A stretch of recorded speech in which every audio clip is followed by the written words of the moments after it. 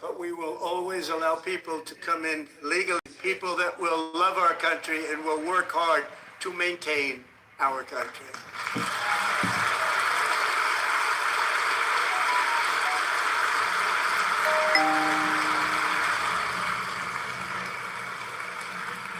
The flow of deadly fentanyl across our border is down by a record 56% in 1 year.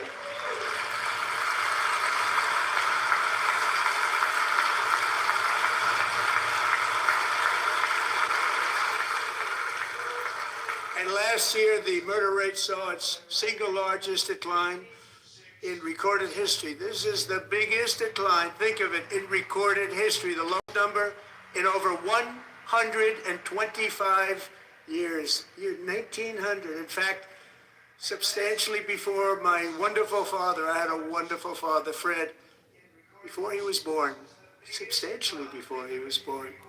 It's a long time ago. He wouldn't like me to say that, but that's a long time ago.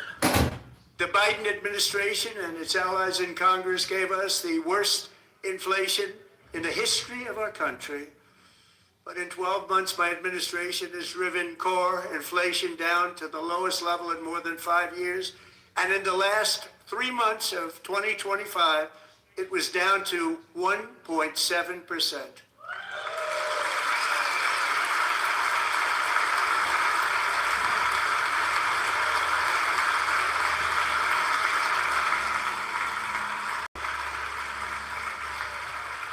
Gasoline, which reached a peak of over $6 a gallon in some states under my predecessor, it was quite honestly a disaster, is now below $2.30 a gallon in most states, and in some places $1.99 a gallon. And when I visited the great state of Iowa just a few weeks ago, I even saw $1.85 a gallon for gasoline.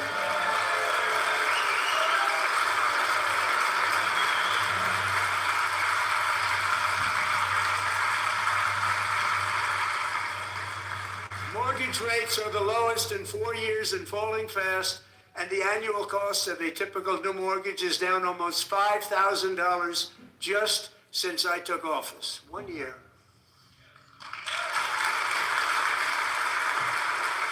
And low interest rates will solve the Biden-created housing problem while at the same time protecting the values of those people who already own a house that really feel rich for the first time in their lives. We want to protect those values. We want to keep those values up. We're going to do both. And we are going to keep it that way. The stock market has set 53 all-time record highs since the election. Think of that, 1 year. Boosting pensions, 401ks, and retirement accounts for the millions and millions of Americans. Are all gaining. Everybody's up, way up. In 4 long years, the last administration got less than $1 trillion in new investment in the United States. And when I say less, substantially less. In 12 months, I secured commitments for more than $18 trillion pouring in from all over the globe.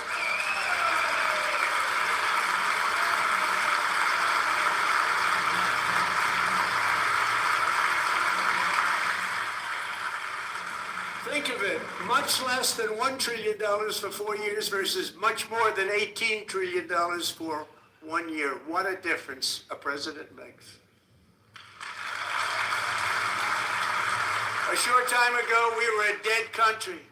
Now we are the hottest country anywhere in the world, the hottest.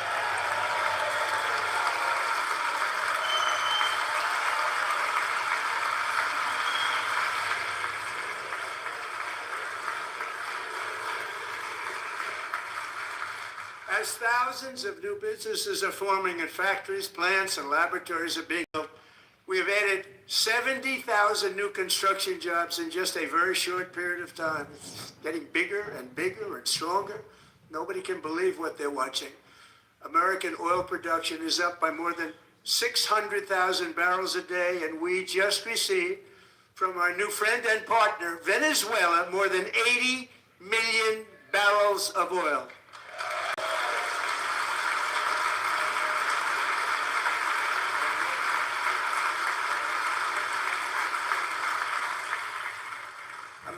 natural gas production is at an all-time high because I kept my promise to drill, baby, drill.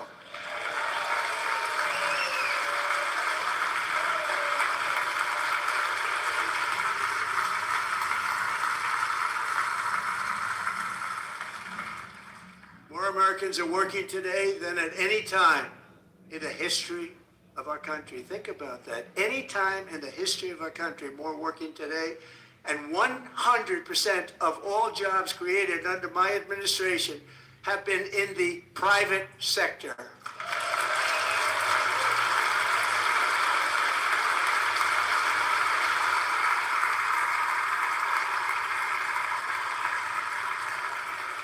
We ended DEI in America.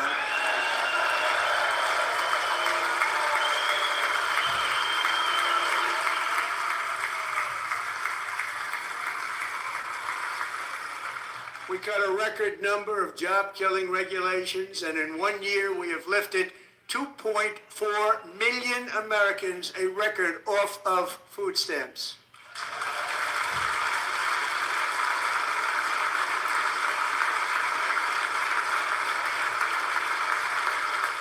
And for all of these reasons, I say tonight, members of Congress, the state of our union is strong.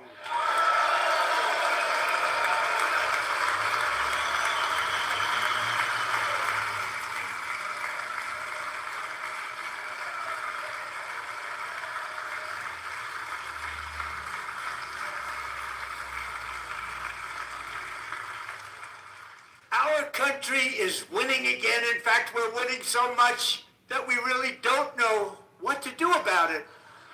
People are asking me, please, please, please, Mr. President, we're winning too much. We can't take it anymore. We're not used to winning in our country. Until you came along, we're just always losing, but now we're winning too much. And I say, no, no, no. You're going to win again. You're going to win big. You're going to win bigger than ever. And to prove that point,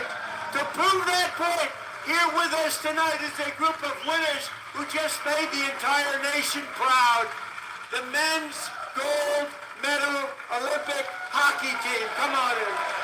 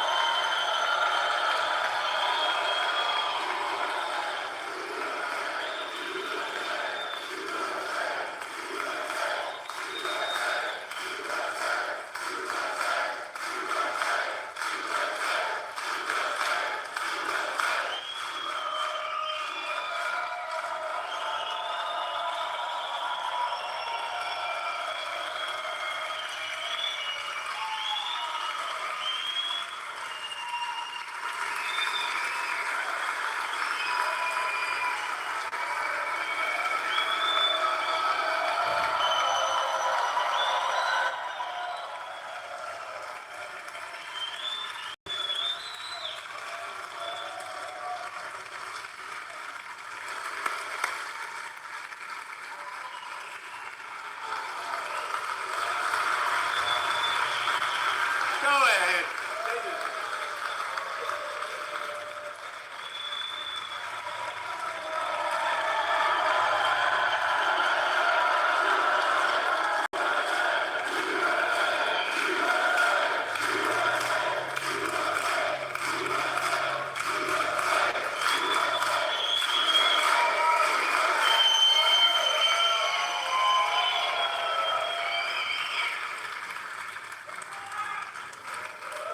That's the first time I've ever seen them get up.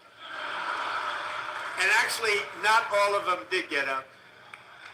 But they beat a fantastic Canadian team in overtime, as everybody saw, as did the American women who will soon be coming to the White House.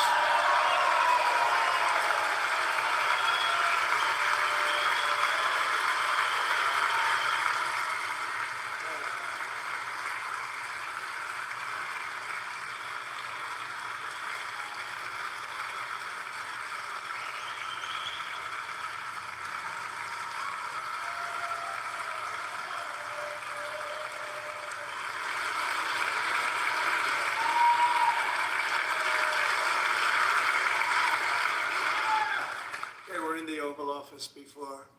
And I just want to say a second very big congratulations to Team USA. But I have to say that, and I told them this, and we took a vote of the team. I said, anybody votes no, I'm not doing it.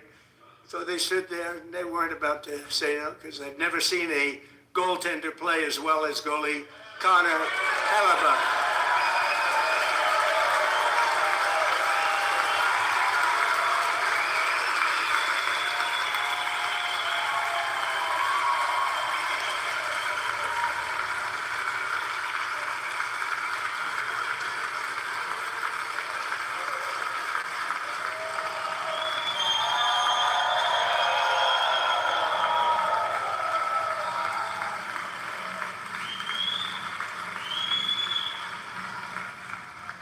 Think of it, 46 shots on goal, and I asked him, the one shot, the one where you put your stick in the back and it hit the neck of your stick and bounced off, you practiced that, or was that a little lucky?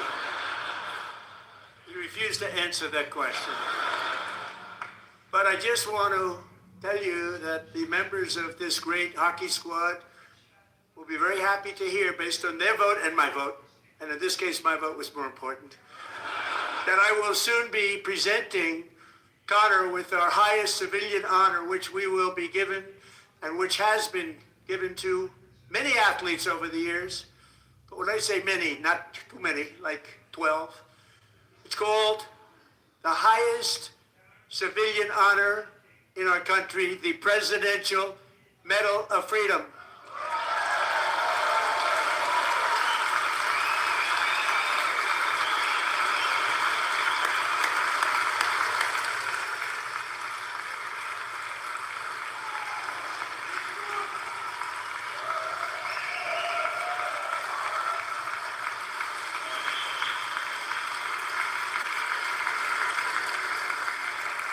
Great athletes have gotten that, very great, the best, and I thought he deserved it. And I did take a vote, every single one of them. I said, I'm not giving it if anybody goes no, and every single one of them rapidly put up their hand. So I want to thank you. What a special job you did. What special champions you are. Thank you very much.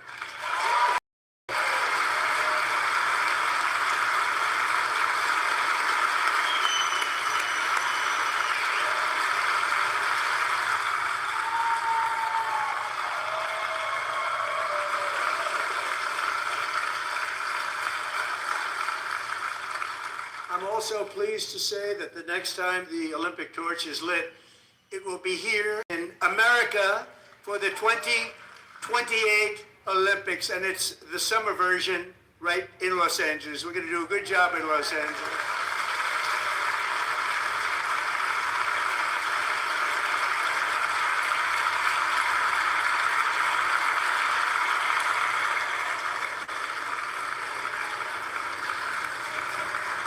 And Los Angeles is going to be safe, just like Washington, D.C. is now one of the safest cities in the country.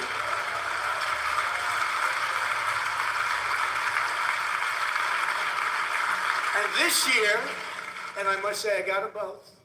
I got them in the first term, and I was disappointed because I didn't think I'd be the president when this happened. But strange things took place. And now I've got them because I got the Olympics, I got the 2026 FIFA World Cup, and I wanted to claim the 250th, but I didn't get away with that one. I couldn't claim that one for myself. But we're getting the World Cup, so we have the World Cup and the Olympics coming, and that is exciting news.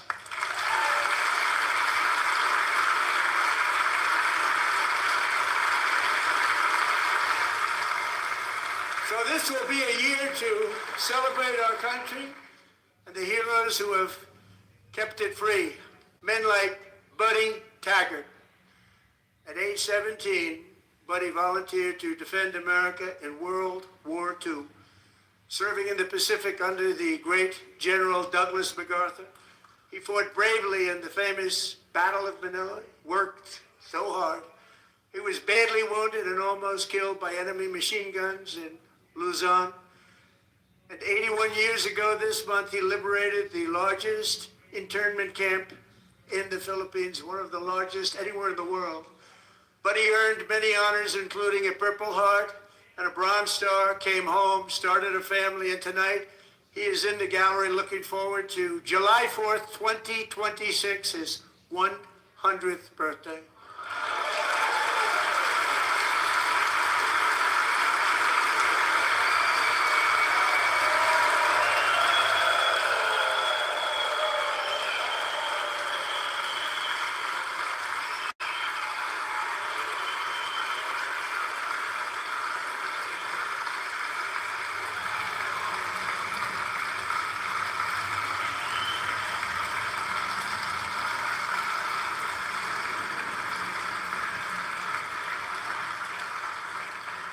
So, buddy, you're a brave man, and we salute you. Even in times of challenge, setback, and immense heartache, the spirit of 1776 has always shone through very brightly. It was July 4th of last year when floodwaters tore through a girls' summer camp in Central Texas. One of the worst things I've ever seen. I was there, rising 26 feet in the matter of minutes, tragically claiming many, many lives. You all remember that one. As the waters threatened to sweep her away, 11-year-old Millie Kate McClament closed her eyes and prayed to God. She thought she was going to die. Those prayers were answered when Coast Guard rescue swimmer Scott Ruskin descended from a helicopter above. Nobody knew where he came from. It was Scott's first ever rescue mission, young guy, but very brave, very, very top, always top in his class, and he lifted not just Billy Kate, but 164 others to safety.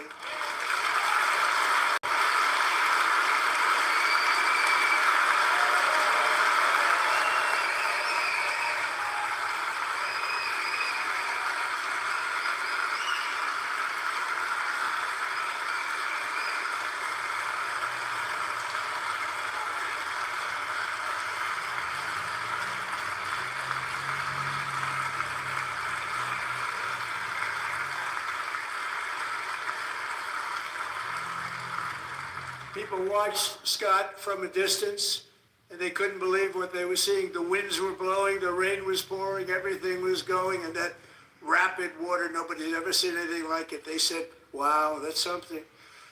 Tonight, Scott and Millie Kate are here together, reunited for the very first time. Thank you, Scott, Millie Kate.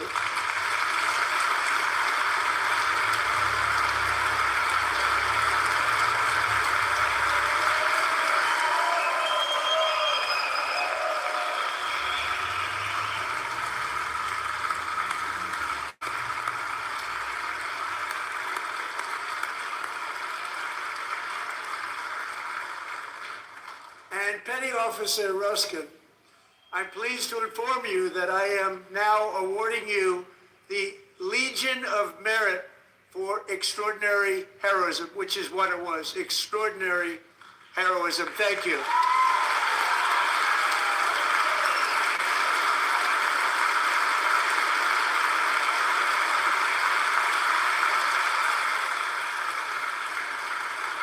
I'd like to have the military aide to please come down and take care of the service. Military aide, thank you very much. Take care of that very important service. Thank you very much. From 1776 to today, every generation of Americans has stepped forward to defend life, liberty, and the pursuit of happiness. And they're really doing it for the next generation. But now it's our turn. Together we're building a nation where every child has the chance to reach higher and go further, where government answers to the people, not the powerful, and where the interests of hardworking American citizens are always our first and ultimate concern. That is the debt we owe to the heroes who came before us, and that is the promise we must keep to America for our 250th year. Last year, I urged this Congress to begin the mission by passing the largest tax cuts in American history, and our Republican majorities delivered so beautifully. Thank you, Republicans.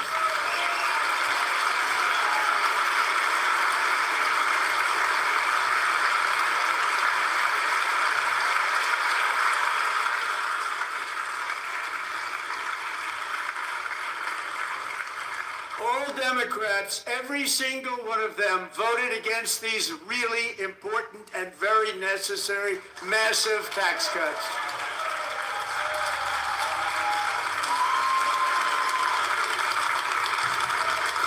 They wanted large-scale tax increases to hurt the people instead.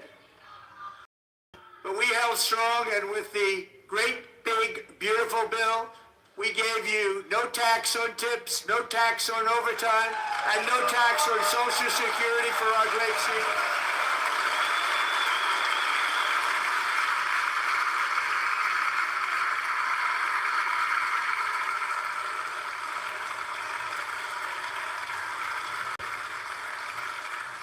And we also made interest on auto loans tax deductible the first time, but only if the car is made in America.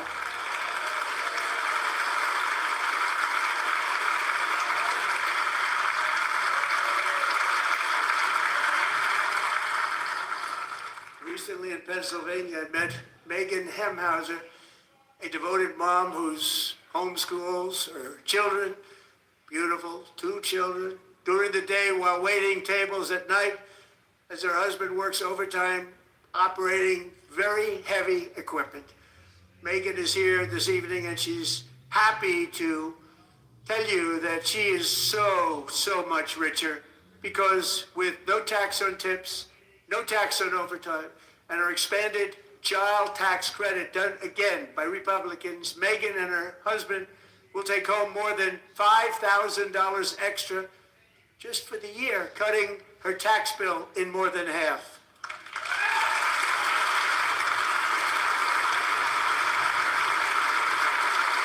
Megan, please stand up. We're fighting for you, Megan.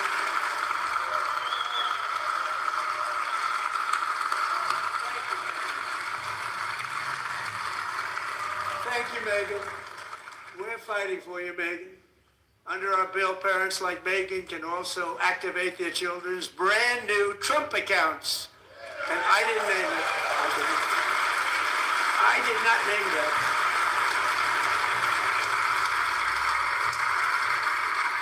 Nobody believes me, but I did not name it. It was named by a very tall man sitting right there in the third row. Nice man, a good man. Tax-free investment accounts for every American child. This is something that's so special and has taken off and gone through the roof.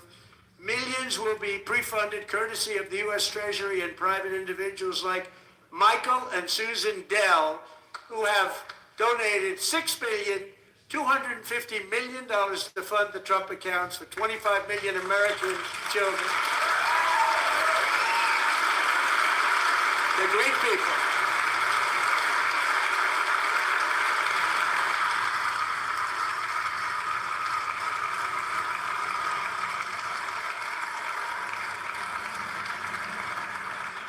I asked Michael, how do you make all that money? He said, well, I just sat on my dorm in school, and I made computers, and I'd sell them to people, and I just kept selling and selling and selling, and pretty amazing story. That's called the American dream. He sold a lot of computers, a lot of those laptops, so I congratulate him on that, but I really thank him and Susan, as well as others like Brad Gerstner, a very tremendous guy. He was behind it right from the beginning. Brad Gerstner, thank you, Brad.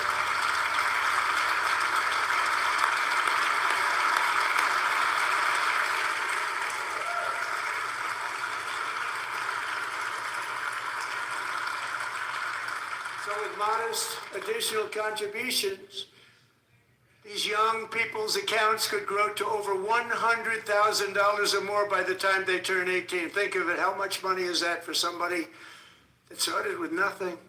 Over 100,000, could be much more than that. To make this investment in our children's future, go to trumpaccounts.gov, trumpaccounts.gov. And a lot of people are doing it. They're setting every record in the book. It's popular. They knew what it was going to take. I'm so proud of them. I'm so proud of the people that got it started. Now it's just taken off. One of the primary reasons for our country's stunning economic turnaround, the biggest in history, where the Dow Jones broke 50,000 4 years ahead of schedule, and the S&P hit 7,000, where it wasn't supposed to do it for many years, were tariffs. I used these tariffs, took in hundreds of billions of dollars to make great deals for our country, both economically and on a national security basis. Everything was working well. Countries that were ripping us off for decades are now paying us hundreds of billions of dollars. They were ripping us so badly, you all know that. Everybody knows it. Even the Democrats know it. They just don't want to say it. And yet these countries are now happy, and so are we. We made deals. The deals are all done. And they're happy. They're not making money like they used to, but we're making a lot of money.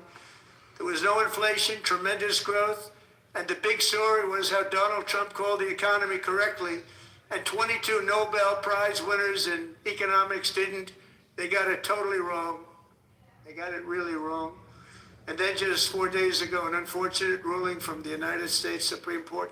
It just came down. It came down. Very unfortunate ruling.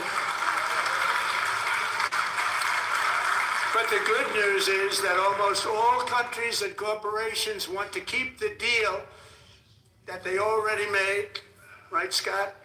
Knowing that the legal power that I, as president, have to make a new deal could be far worse for them, and therefore they will continue to work along the same successful path that we had negotiated before the Supreme Court's unfortunate involvement. So despite the disappointing ruling, these powerful country saving, it's saving our country, the kind of money we're taking in, peace protecting. Many of the wars I settled was because of the threat of tariffs. I wouldn't have been able to settle them without. Will remain in place under fully approved and tested alternative legal statutes. And they have been tested for a long time. They're a little more complex, but they're actually probably better, leading to a solution that will be even stronger than before. Congressional action will not be necessary. It's already time tested and approved. And as time goes by, I believe the tariffs paid for by foreign countries will, like in the past, substantially replace the modern-day system of income tax, taking a great financial burden off the people that I love.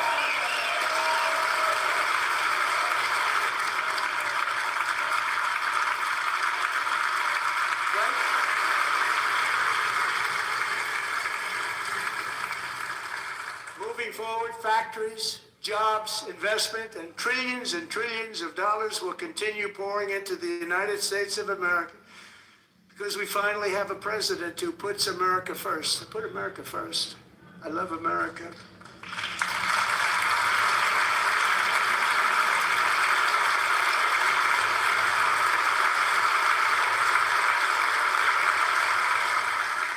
For decades before I came along, we had the exact opposite.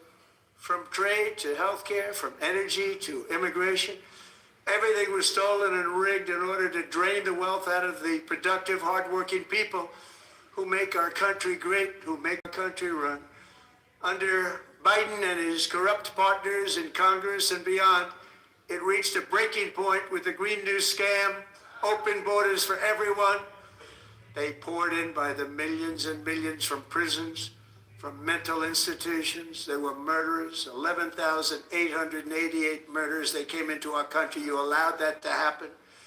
And record-setting inflation that cost the typical family $34,000 in just a speck of time. Now the same people in this chamber who voted for those disasters suddenly used the word affordability, a word. They just used it. Somebody gave it to them, knowing full well that they caused and created the increased prices that all of our citizens had to endure. You caused that problem. You caused that problem.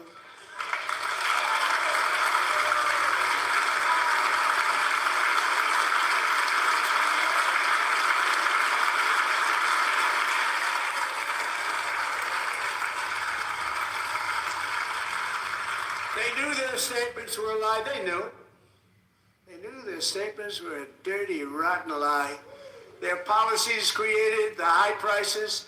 Our policies are rapidly ending them. We are doing really well. Those prices are plummeting downward.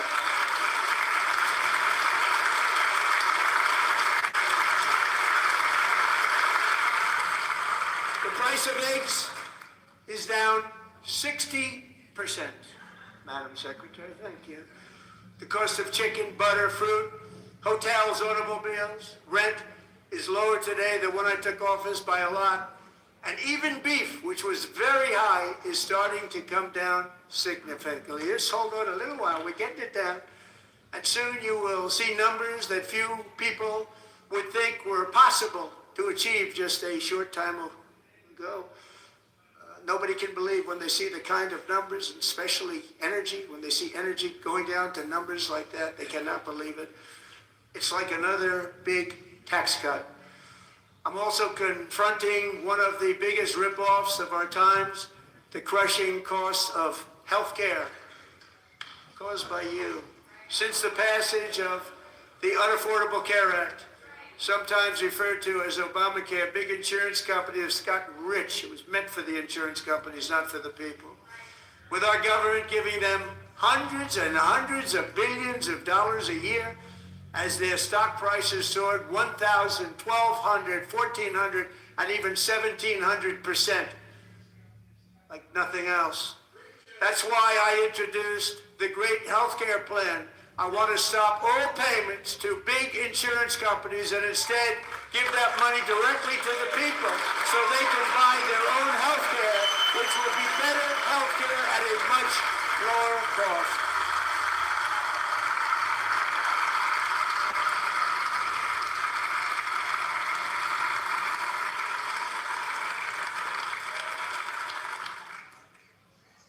In addition, my plan requires maximum price transparency. That's a big deal. Sounds so simple, so big.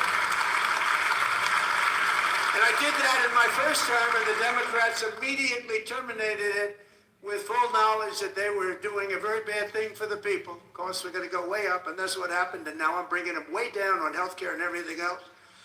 I'm also ending the wildly inflated cost of prescription drugs like has never happened before.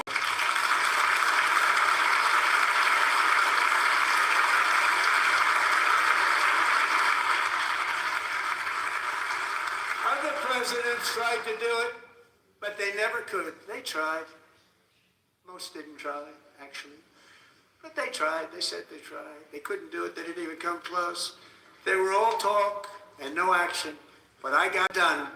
Under my just enacted most favored nation agreements, Americans who have for decades paid by far the highest prices of any nation anywhere in the world for prescription drugs will now pay the lowest price anywhere in the world for drugs. Anywhere. The lowest price.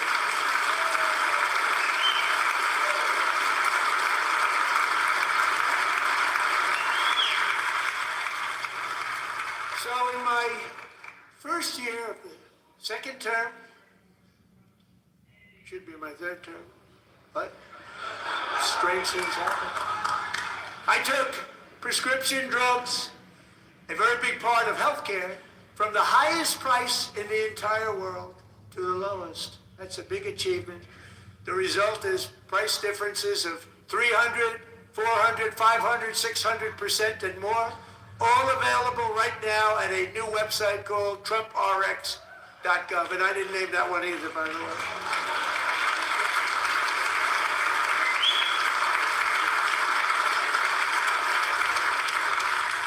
And here tonight is the very first customer ever to get that big discount, and it is big. Catherine Rayner. For 5 years, she and her husband have struggled with infertility, and they turned to IVF. One drug has been costing Catherine $4,000 to purchase. But a few weeks ago, she logged onto the Trump RX website and got that same drug that cost $4,000, got it for under $500, a reduction of much more, actually, than $3,500. Catherine, we are all praying for you, and you're going to be a great mom.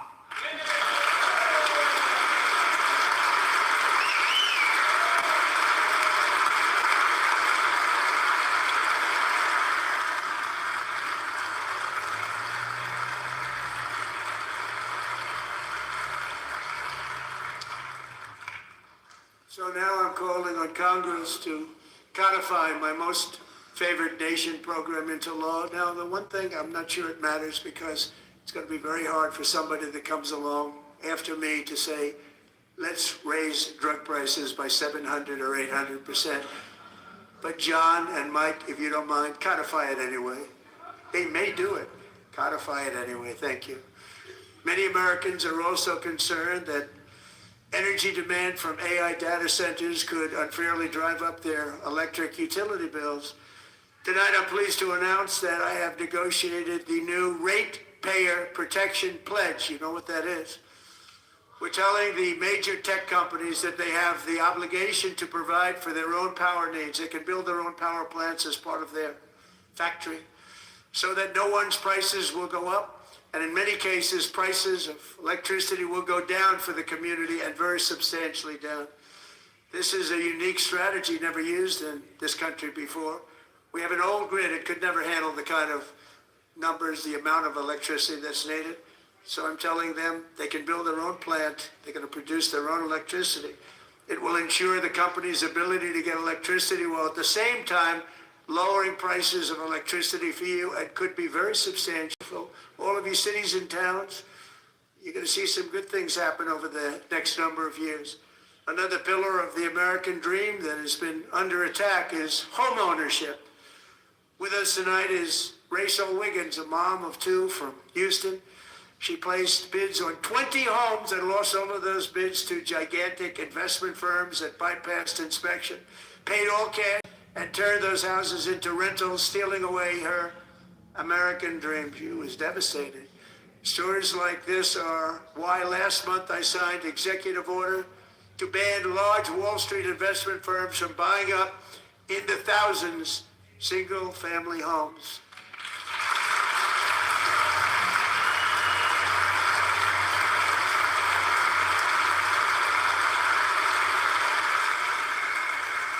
I'm asking Congress to make that ban permanent because homes for people, really, that's what we want. We want homes for people, not for corporations. Corporations are doing just fine. Rachel, thank you very much. Good luck with your home. You'll get one soon.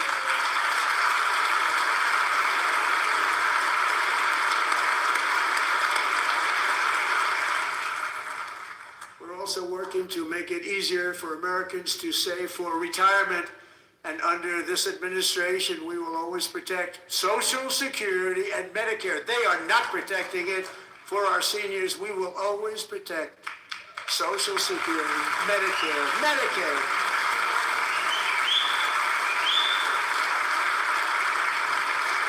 Since I took office, the typical 401k balance is up by at least $30,000. It's a lot of money.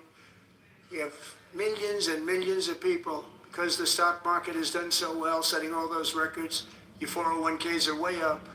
Yet half of all of working Americans still do not have access to a retirement plan with matching contributions from an employer. To remedy this gross disparity, I'm announcing that next year my administration will give these oft-forgotten American workers, great people, the people that built our country, access to the same type of retirement plan offered to every federal worker. We will match your contribution with up to $1,000 each year. As we ensure that all Americans can profit from a rising stock market, let's also ensure that members of Congress cannot corruptly profit from using insider information.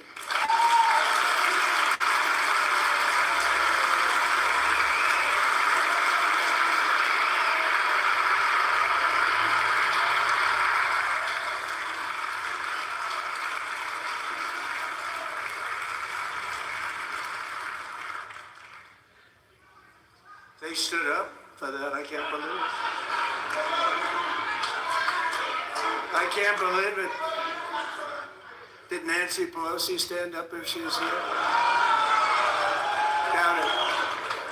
Pass the Stop Insider Trading Act without delay.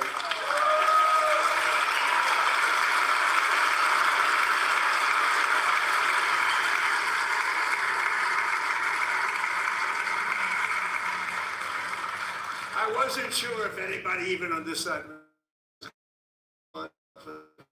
was. I'm very impressed, very impressed.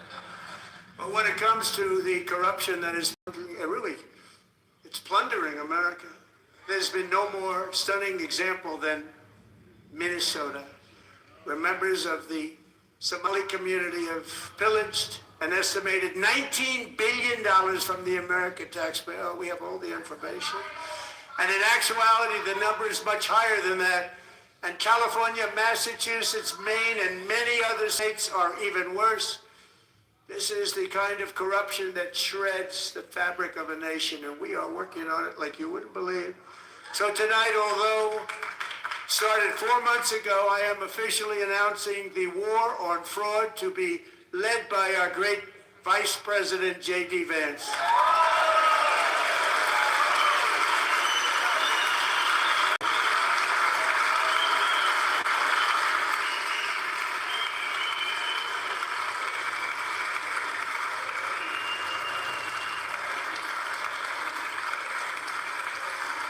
We'll get it done.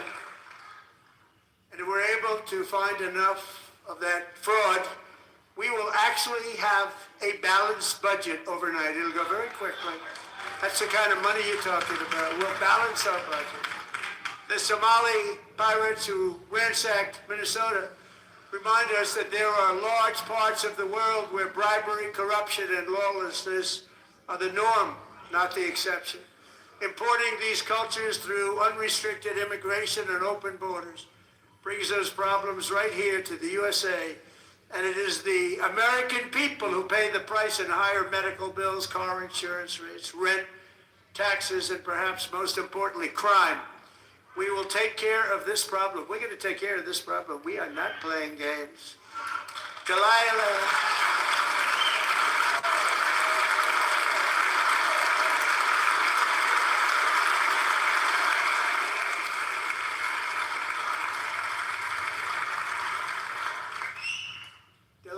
Coleman was only 5 years old in June 2024 when a 18-wheel tractor trailer plowed into her stopped car traveling at 60 miles an hour or more.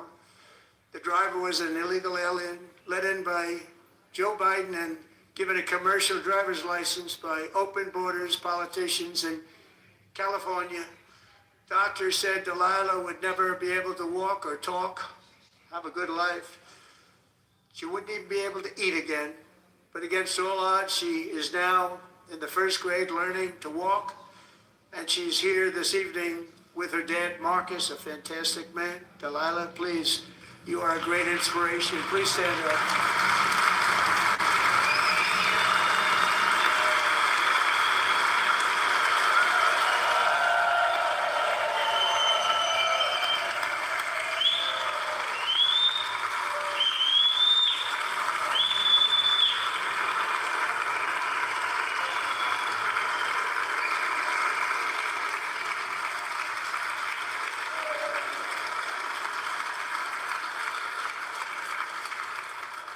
Thank you, Delilah. Many, if not most, illegal aliens do not speak English and cannot read even the most basic road signs as to direction, speed, danger, or location. That's why tonight I'm calling on Congress to pass what we will call the Delilah Law, barring any state from granting commercial driver's licenses to illegal aliens.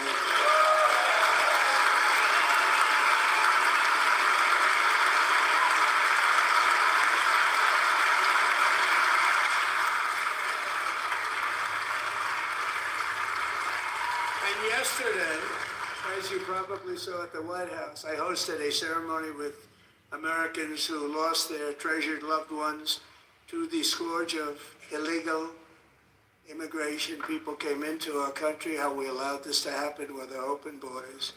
These are the angel moms and families that for decades our government betrayed and our media totally ignored. It was terrible. Hard to believe, actually.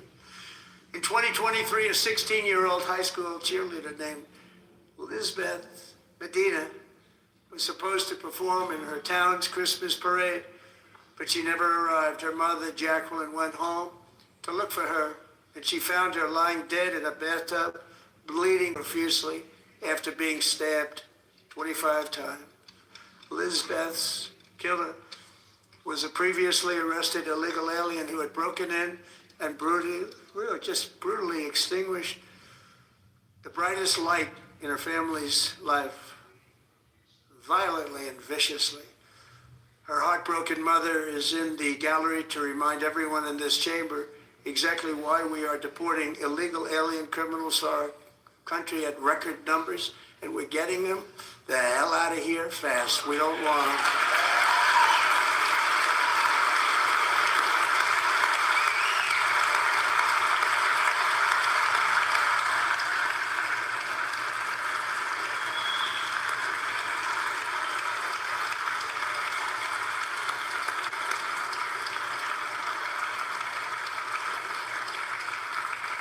Thank you very much, Jacqueline. Thank you. We can never forget that many in this room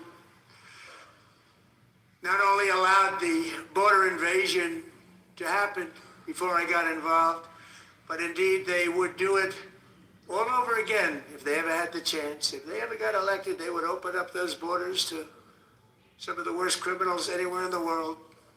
The only thing standing between Americans and a wide open border right now is President Donald J. Trump and our great Republican patriots in Congress. Thank you. Thank you.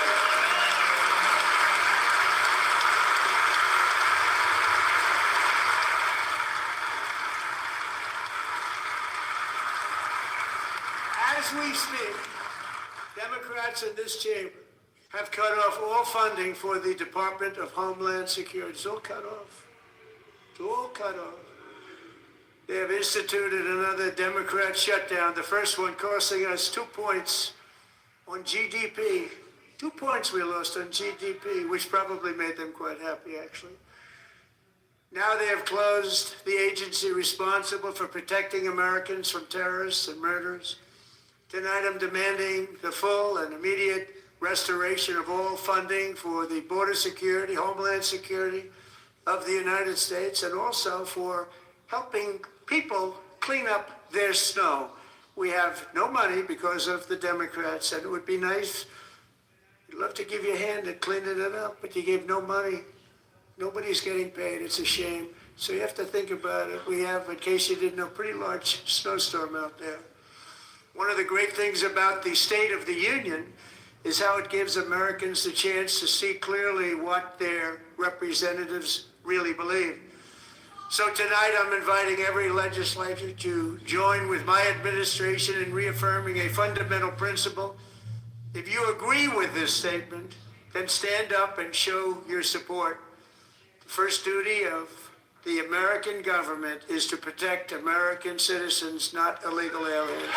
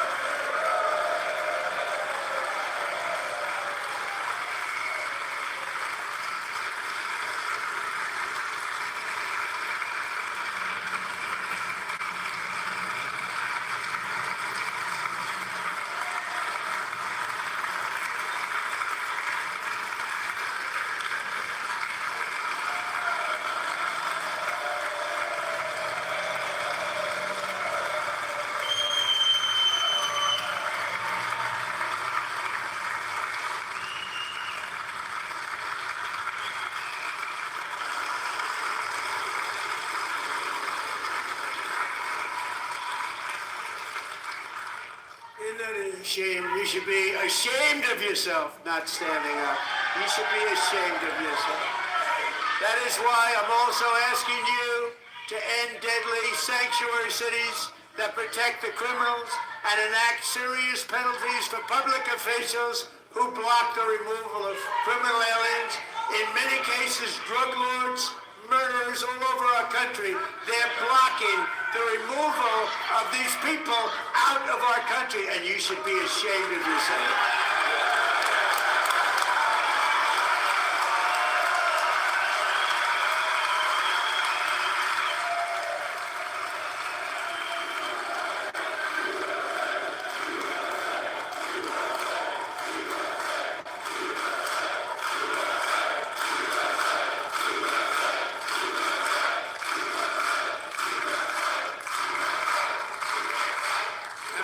Most importantly, I'm asking you to approve the Save America Act.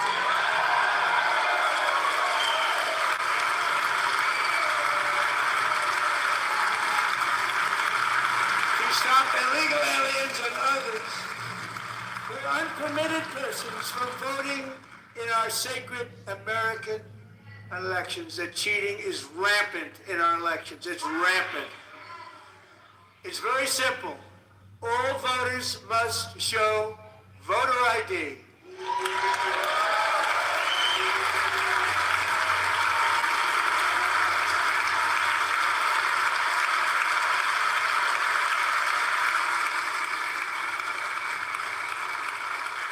All voters must show proof of citizenship in order to vote.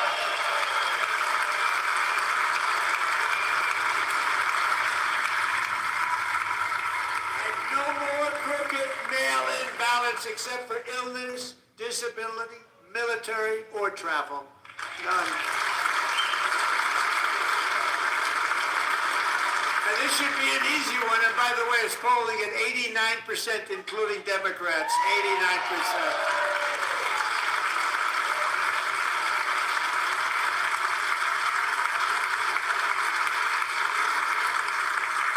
Even the new communist mayor of New York City, I think he's a nice guy, actually.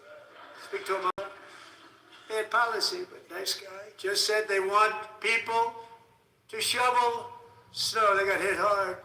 Wants them to shovel snow, but if you apply for that job, you need to show 2 original forms of ID and a Social Security card. Yet they don't want identification for the greatest privilege of them all, voting in America. No, it's no good. Both Republicans and Democrats overwhelmingly agree on the policy that we just enunciated. And Congress should unite and enact this common sense, country-saving legislation right now, and it should be before anything else happens.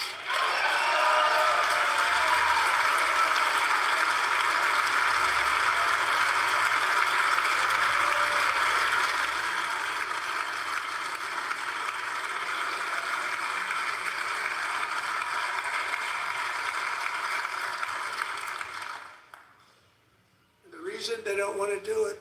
Why would anybody not want voter ID? One reason, because they want to cheat. There's only one reason. They make up all excuses. They say it's racist. They come up with things. You almost say, what imagination they have. They want to cheat. They have cheated. And their policy is so bad that the only way they can get elected is to cheat. And we're going to stop it. We have to stop it, Judge.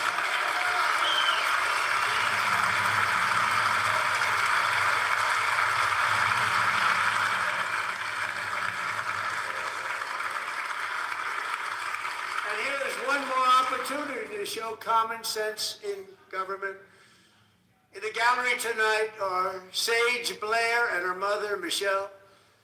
In 2021, Sage was 14 when school officials in Virginia sought to socially transition her to a new gender, treating her as a boy and hiding it from her parents. Hard to believe, isn't it? Before long, a confused Sage ran away from home after she was found in a horrific situation in Maryland. A left-wing judge refused to return Sage to her parents because they did not immediately state that their daughter was their son. Sage was thrown into an all-boys state home and suffered terribly for a long time. But today, all of that is behind them because Sage is a proud and wonderful young woman with a full-ride scholarship to Liberty University. Sage and Michelle, please stand up.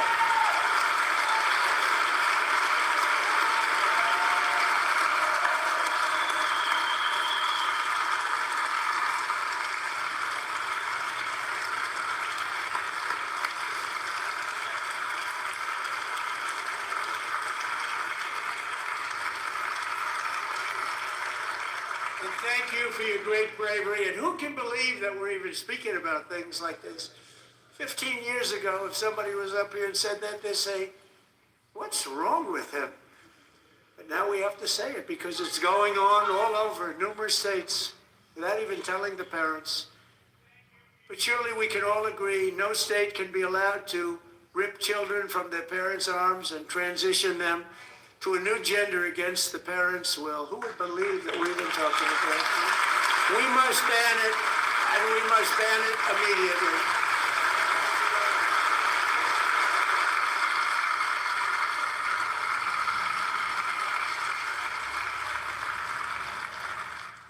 Look, nobody stands up. These people are crazy. I'm telling you, they're crazy.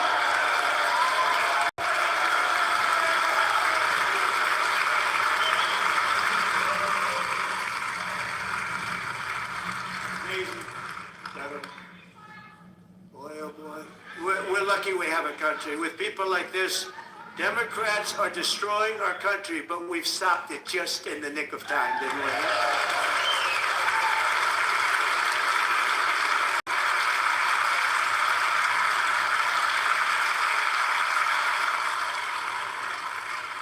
No one cares more about protecting America's youth than our wonderful First Lady, now a movie star. She's a movie star. Can you believe it? Who would have believed that? Over the past year, she has had an incredible impact championing AI legislation, advancing a landmark executive order on foster care, and helping secure $30 million to launch the Melania Trump Foster Youth to Independence Initiative. It's a tremendous, really a tremendous thing that happened and had a lot of bipartisan support. She gets much better bipartisan support than I do. I get none. She gets a lot. Someday you're going to have to tell me how you did that. And students and educators in every state have joined the First Lady's efforts in the presidential AI challenge, keeping America's next generation positioned to succeed and strongly succeed in the future. Tonight, we welcome two young people whose lives reflect the First Lady's impact, Sierra Burns and Everest Nevermont. Thank you both, and Melania, thank you. I know how hard you worked on it. Thank you very much.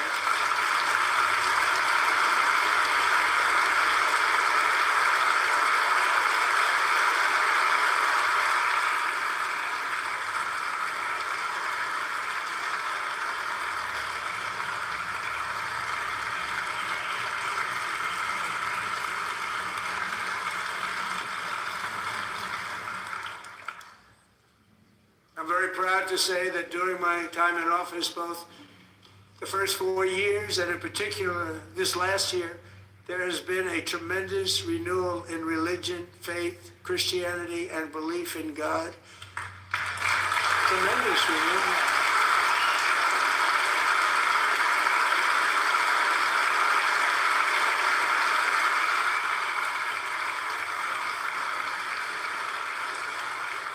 This is especially true among young people, and a big part of that had to do with my great friend, Charlie Kirk, a great guy, great man.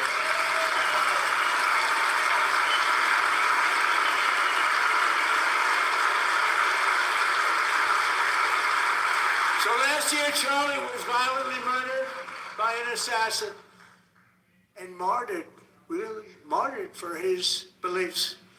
His wonderful wife, Erica, is with us tonight. Erica, please stand.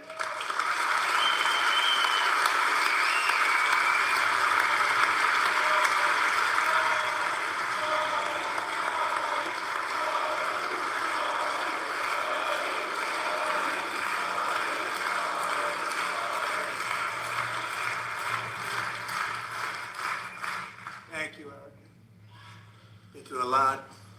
In Charlie's memory, we must all come together to reaffirm that America is one nation under God, and we must totally reject political violence of any kind.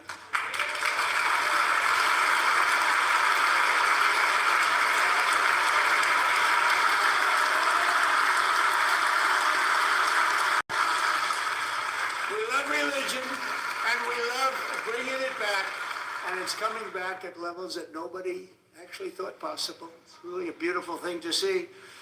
Above all, unleashing America's promise requires keeping our communities safe. We have made incredible strides, yet dangerous repeat offenders continue to be released by pro-crime Democrat politicians again and again. We are honored to be joined tonight by a woman who's been through hell, Anya Zarutska. In 2022, she and her beautiful daughter, so beautiful, what a beautiful young woman, Irina, fled war-torn Ukraine to live with relatives near Charlotte, North Carolina. And by the way, what's going on with Charlotte? Last summer, 23-year-old Irina was riding home on the train when a deranged monster who had been arrested over a dozen times and was released through no cash bail stood up and viciously slashed a knife through her neck and body. No one will ever forget there were people on that train. No one will ever forget the expression of terror on Irina's face as she looked up at her attacker in the last seconds of her life. She died instantly.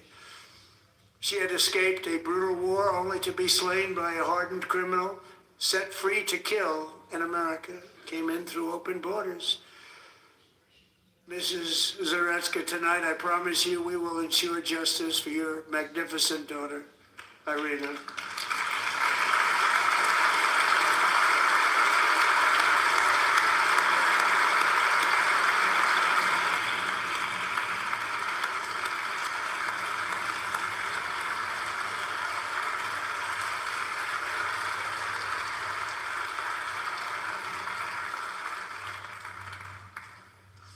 How do you not stand? How do you not stand? I'm asking this Congress to pass tough legislation to ensure that violent and dangerous repeat offenders are put behind bars, and importantly, that they stay there.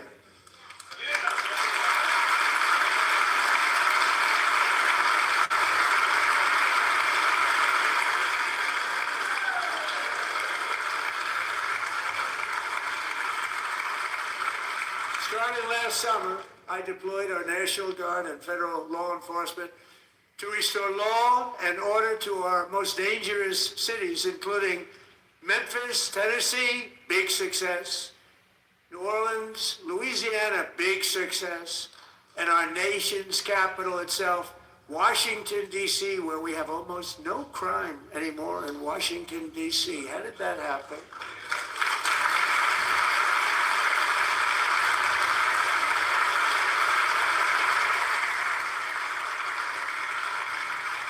In fact, crime in Washington is now at the lowest level ever recorded, and murders in D.C. this January were down close to 100% from a year ago.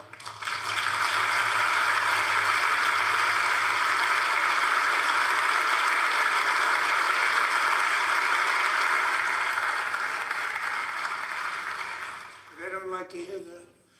One of sick people, one of the brave service members who helped achieve this stunning turnaround was 20-year-old West Virginia Army National Guard Specialist Sarah Beckstrom. After a 4-month deployment, she voluntarily extended her service, and her rank was going to be lifted. She was doing so well. They were so proud of her. But the very next day, she was on patrol near the White House when she was ambushed and shot in the head by a terrorist monster from Afghanistan. Shouldn't have been in our country. And all because she wore the uniform of our nation. She was shot. He traveled here because he didn't like people wearing our uniform. He was sick and deranged. Shouldn't have been in our country. Sarah Beckstrom died in order to defend our capital, and we are honored to be joined by her wonderful parents, Gary and Evalie. daughter was a true American patriot, and she will be greatly missed. She was a great person. I saw reports on her that never see anything like her.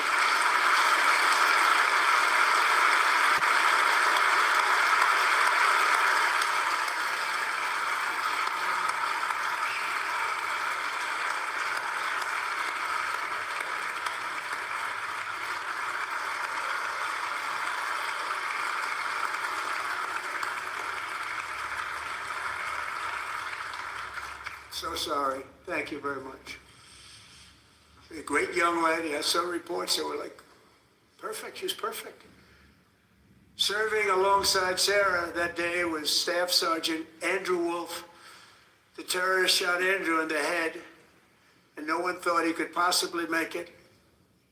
The two of them, Sarah and Andrew, both shot violently in the head. Neither was expected to make it. They weren't even given a chance, except his wonderful mother, named Melody, who I spoke to the same night, and she was so positive. The doctors thought that Andrew was gone, but his mother said, no, Mr. President, Andrew will be fine. He's going to make it. I've never seen anything like it. I mean, he was given almost no chance. She said, I have no doubt, sir, he's going to be okay. This was a conversation that I had with her that night, with her son laying helplessly in bed, blood all over. Everybody is praying, she said, sir, he will be okay. The doctors didn't understand what she was saying, and after looking at the results of the damage done, neither did I. She was so strong and conclusive that even Andrew's great father felt she didn't really understand the gravity of the situation. But she turned out to be right. Right, Melanie? She turned out to be right.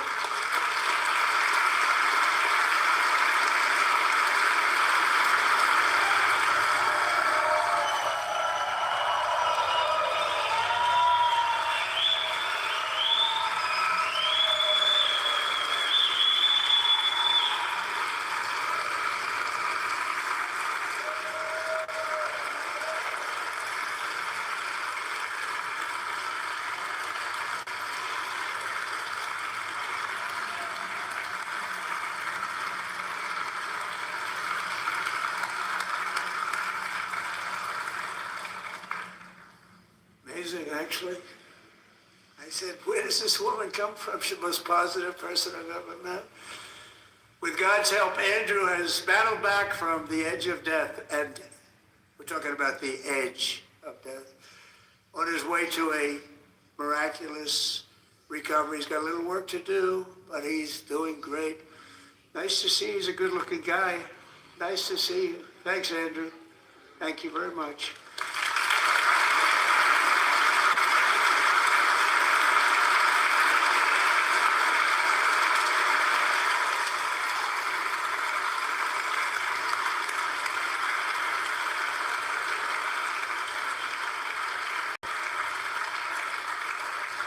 So Andrew, while you're up, now I'm going to ask a highly respected General James Seward to present Staff Sergeant Andrew Wolf and the great family of Sarah Beckstrom with the award created by our late great President George Washington himself. It's called the Purple Heart.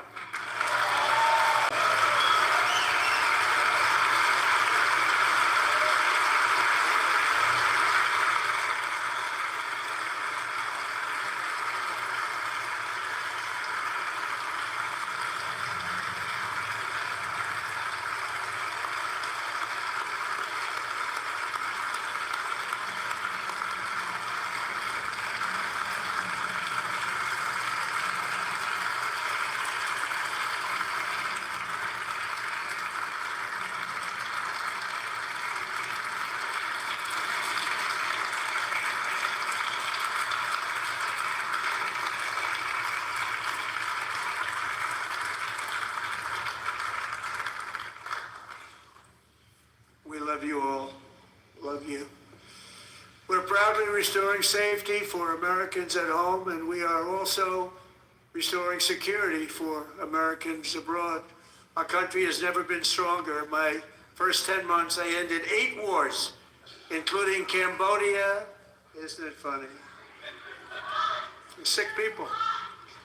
Cambodia and Thailand, Pakistan and India would have been a nuclear war. 35 million people said the Prime Minister of Pakistan would have died if it were not for my involvement. Kosovo and Serbia, Israel and Iran, Egypt and Ethiopia, Armenia and Azerbaijan, the Congo and Rwanda, and of course the war in Gaza, which proceeds at a very low level. It's just about there.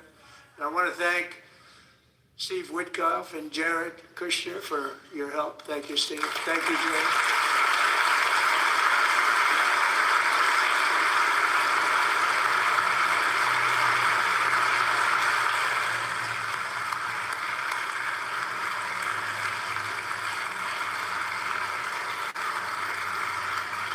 And I also want to thank the man they report to, Secretary of State Marco Rubio. Thank you, Marco.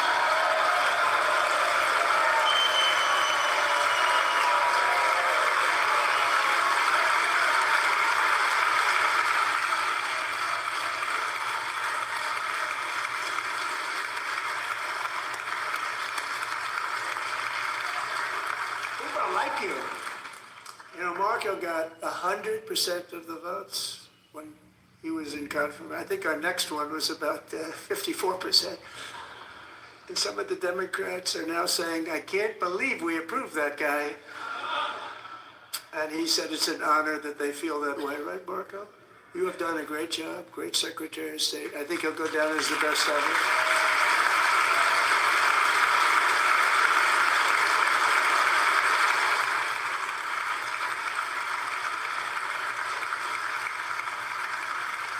Under the ceasefire I negotiated, every single hostage, both living and dead, has been returned home. Can you believe that?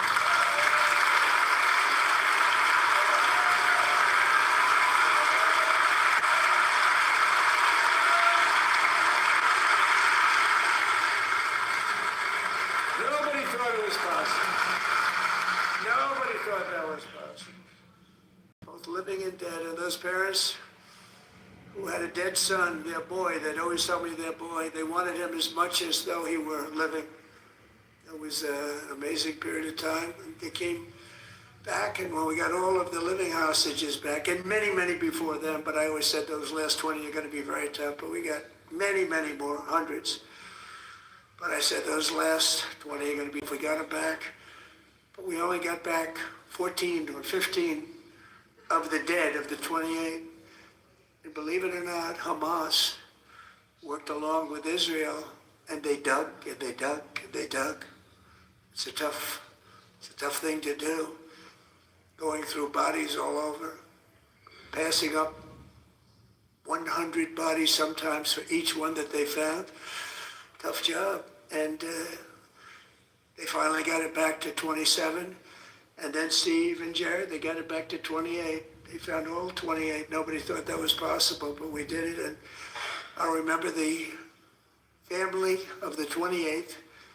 They were so grieved, but they were so happy as it's possible to be. They had their boy back. The mother said, "Sir, we have our boy back."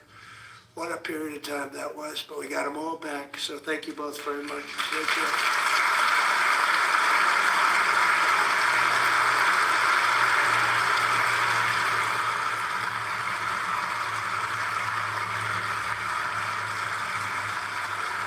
And we're working very hard to end the ninth war, the killing and slaughter between Russia and Ukraine, where 25,000 soldiers are dying each and every month. Think of that, 25,000 soldiers are dying a month. A war which would have never happened if I were president. Would have never happened. As president, I will make peace wherever I can, but I will never hesitate to confront threats to America wherever we must. That's why in a breakthrough operation last June, the United States military obliterated Iran's nuclear weapons program with an attack on Iranian soil known as Operation Midnight Hammer.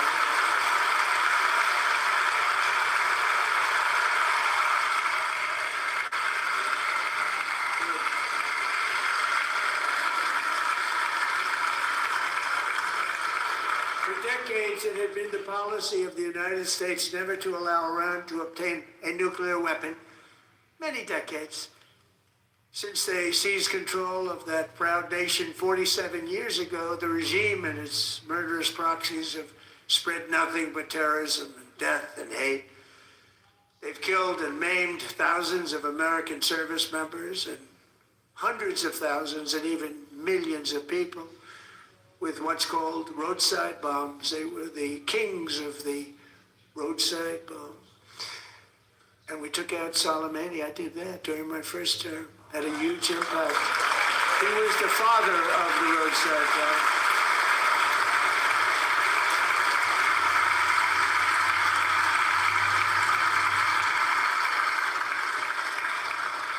And just over the last couple of months with the protests, they've killed at least, it looks like 32,000 protests, 32,000 protesters in their own country.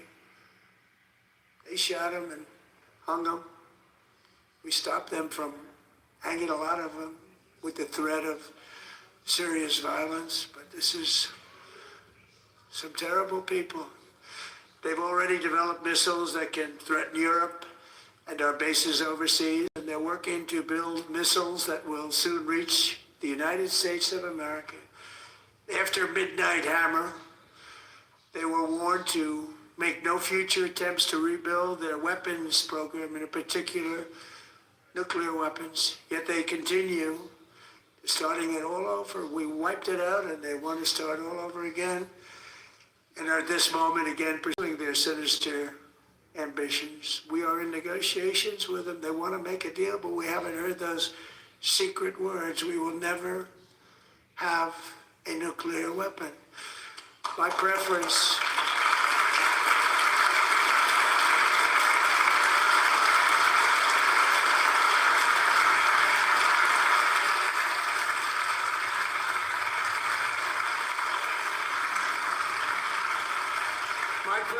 is to solve this problem through diplomacy.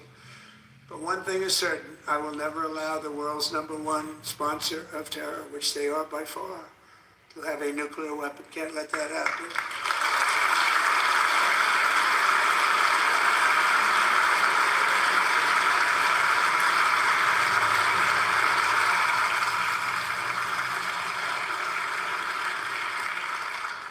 No nation should ever doubt America's resolve.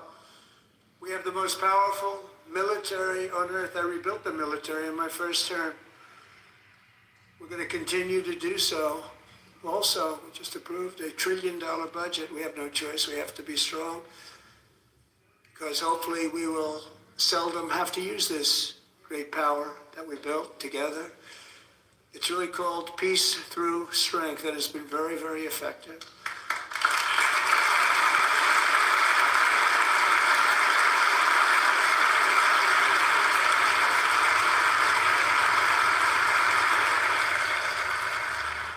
Thanks to Republicans in Congress, we're investing that record number of dollars, have no choice, in the United States Armed Forces. Also creating a lot of jobs, but we're not even doing it for that reason. Because as I said, we have more jobs, more people working today than ever before in the history of our country. And NATO countries are friends and allies. They are. They're our friends and they're our allies. Have just agreed at my very strong request to pay 5% of GDP for military defense rather than the 2%, which they weren't paying. We were paying for almost all of that. Now they're paying 5 as opposed to not paying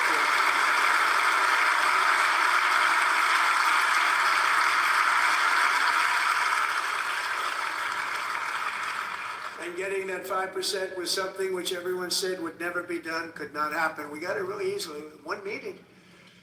And big difference between 2% that's not paid. We were paying, afraid of many of them, very few were paid up.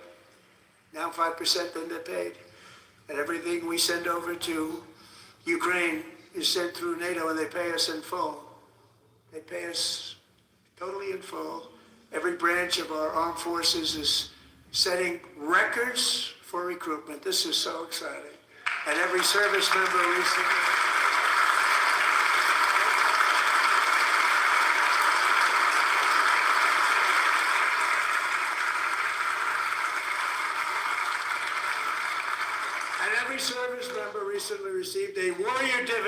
of $1,776.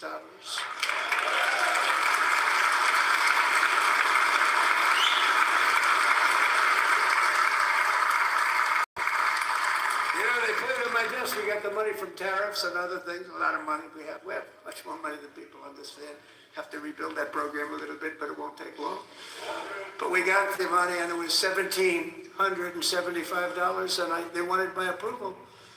And I said, "What's the number?" $1,775. I said, "Wait a minute. For $1 more, we can have $1,776. Don't do it." I said, "We're going to figure that." I never asked anybody if we could afford it. $1 more. I said $1,776. And I said, "That's good." And I'll tell you what, our military, that was 4 months ago, our military, I never see a person in the military that doesn't thank me for it. So we're honored to do it. They deserve it. And we call it 1776. It was great. And we love our military. We love our law enforcement. We love our firemen. You know, the firemen don't get mentioned enough. We love our firemen. We're also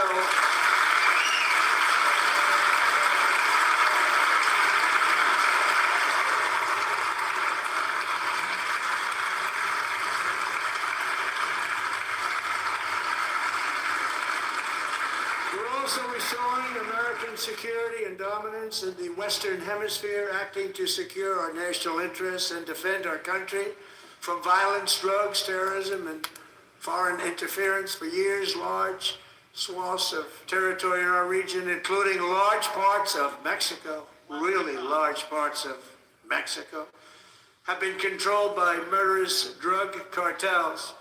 That's why I designated these cartels as foreign terrorist organizations, and I declared illicit fentanyl as a weapon of mass destruction.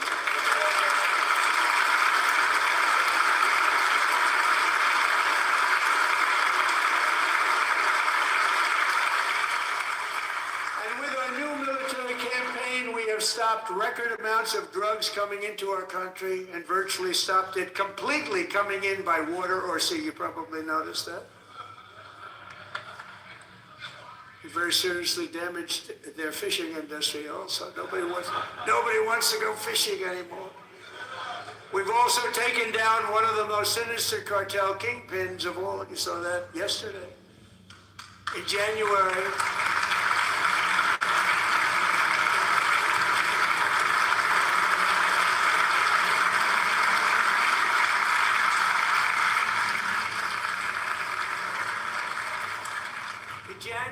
elite American warriors carried out one of the most complex, spectacular feats of military competence and power in world history. No one's seen anything like it. Foreign leaders, I won't tell you who, called me and they said, "Very impressive." They couldn't believe, they all watched. They saw what happened. This is a different fighting force than we had years ago when we fought to tie. You know, it's a great fighting force. I'm so proud of it. Look at Space Force. Space Force is my baby.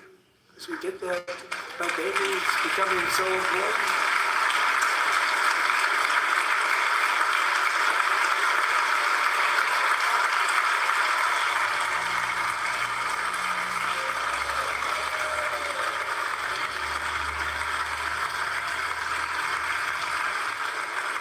And America's armed forces overwhelmed all defenses and utterly defeated an enemy, good fighters, to end the reign of outlaw dictator Nicolas Maduro and bring him to face American justice.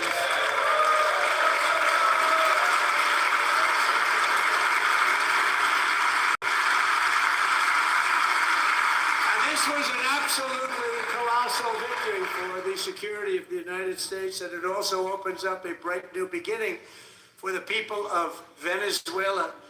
We're working closely with the new president of Venezuela, Delcy Rodriguez, to unleash extraordinary economic gains for both of our countries and to bring new hope to those who have suffered so terribly.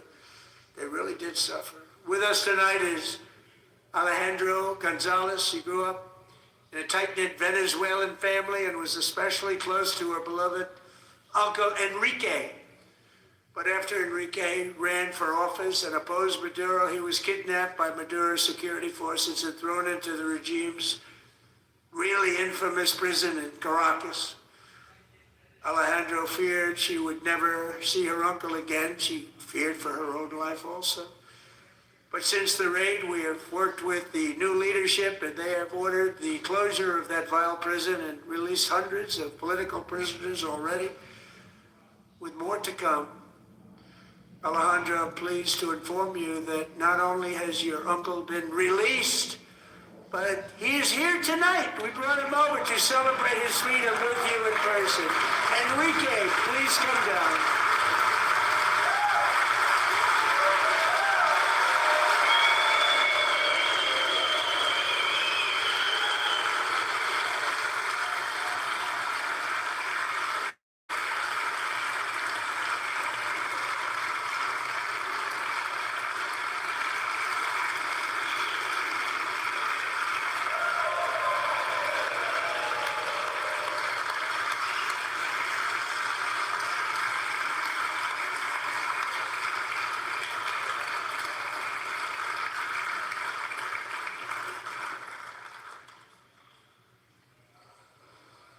Thank you, Enrique. Have a good time.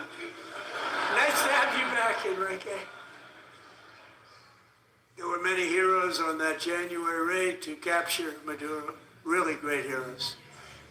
It was very dangerous. They knew we were coming. They were all set. But the deeds of one warrior that night will live forever in the eternal chronicles of military valor. Chief Warrant Officer 5, Eric Slover, planned the mission and was the flight lead in the cockpit of the first helicopter. A big, beautiful, powerful helicopter. It was a massive Chinook carrying, as you can imagine, many, many American warfighters. Wearing the dog tags, his wife Amy had blessed with holy water before he left. She knew it was going to be a rough one. Eric steered the Chinook under the cover of night and descended swiftly upon Maduro's heavily protected military fortress. This was a major military installation, protected by thousands of soldiers and guarded by Russian and Chinese military technology. How did that work out? Not too good. While preparing to land, enemy machine guns fired from every angle, and Eric was hit very badly in the leg and hip, one bullet after another. He absorbed 4 agonizing shots, shredding his leg into numerous pieces. And yet, despite the fact that the use of his legs was vital to successful helicopter flight, legs are the most important part of flying a helicopter, to deliver the many commandos who would capture and detain Maduro was the only thing Eric was thinking about. Then, even as he was gushing blood, which was flowing back down the aisle, helicopter lands at a steep angle. The machine gun stood right in front of him. They were right in front of him, 2 machine gunners who escaped the wrath of the previous planes. Eric maneuvered his helicopter with all of those lives and souls to face the enemy and let his gunners eliminate the threat. Turned the helicopter around so the gunners could take care of business, saving the lives of his fellow warriors from what could have been a catastrophic crash deep in enemy territory. Only after safely landing the helicopter with all the warriors aboard in the exact right spot, which was vital to the mission, we probably would have had to maybe cancel the mission if that didn't happen. Eric told his co-pilot, also wounded, but not as gravely, to take over. I'm about ready to pass out. The success of the entire mission and the lives of his fellow warriors hinge on Eric's ability to take searing pain. It was unbelievable what's happened to his legs of the bullets and keep on flying and landing. People knew what was happening. Everybody in the back of the helicopter knew because they saw the blood pouring down the aisle. Chief Warrant Officer Slover is still recovering from his serious wounds, but I'm thrilled to say that he is here tonight with his wife Amy, Eric, and Amy, come on in.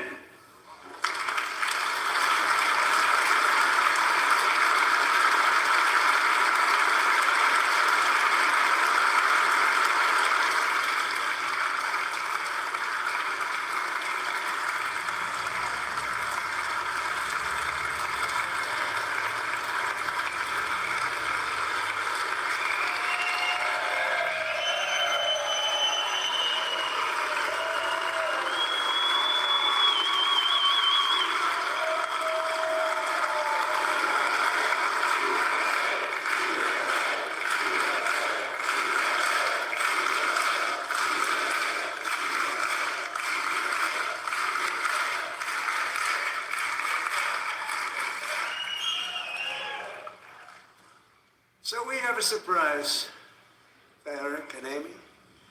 In recognition of Eric's actions above and beyond the call of duty, I would now like to ask General Jonathan Braga to present Chief Warrant Officer Slover with our nation's highest military award, the Congressional Medal of Honor.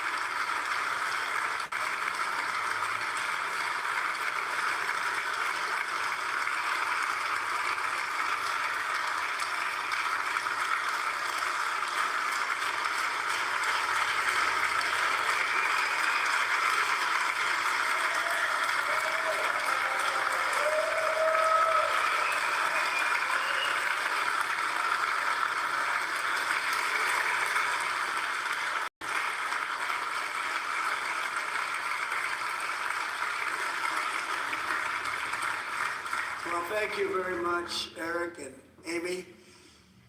Great to get to know you. I met with them and with a lot of their fellow warriors at Fort Bragg recently. You notice the name Fort Bragg, we have it back, we brought it back. We won the First World War with it, the Second World War with it, and then they just had to change the name. So we changed it back. Everybody wanted to change back too.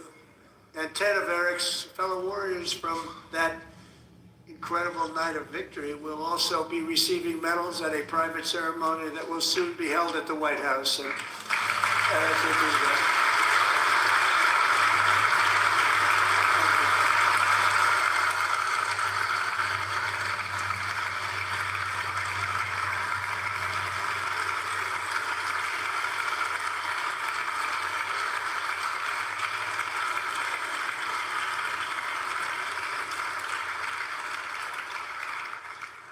Thank you, Eric. That's a big one. Tonight we've celebrated many truly extraordinary American patriots, but there is one last living legend to honor before we go. He is one more heroic American aviator, Navy fighter pilot. Royce Williams served in World War II, Korea, Vietnam, flying more than 220 missions. In the skies over Korea in 1952, Royce was in the dogfight of a lifetime, legendary dogfight. Flying through blizzard conditions, his squadron was ambushed by 7 Soviet fighter planes. It was his first aerial combat of the war, and despite being massively outnumbered and outgunned, Royce led the takedown of 4 enemy jets and almost destroyed the others, vanquishing his adversaries while taking 263 bullets to his own plane and being seriously hurt. His story was secret for over 50 years. He didn't even want to tell his wife, but the legend grew and grew. But tonight, at 100 years old, this brave Navy captain is finally getting the recognition he deserves. He was a legend long before this evening. Royce, please stand up, and I will ask the First Lady of the United States to present Captain Royce Williams with his Congressional Medal of Honor.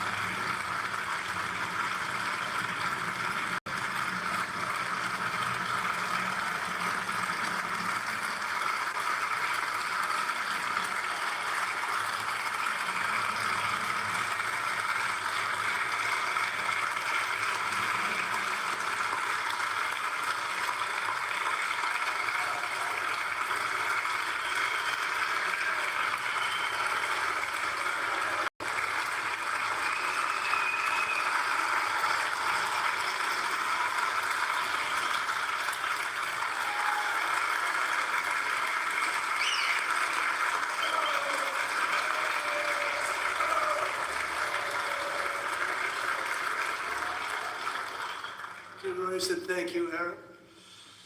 I've always wanted the Congressional Medal of Honor, but I was informed I'm not allowed to give it to myself, and I wouldn't know why I'd be taking it, but if they ever open up that law, I will be there with you someday. But you know, that's our highest honor, Congressional Medal of Honor, and that's a big thing, and it's an honor to be in the same room with you. Thank you both very much, Eric. Thank you.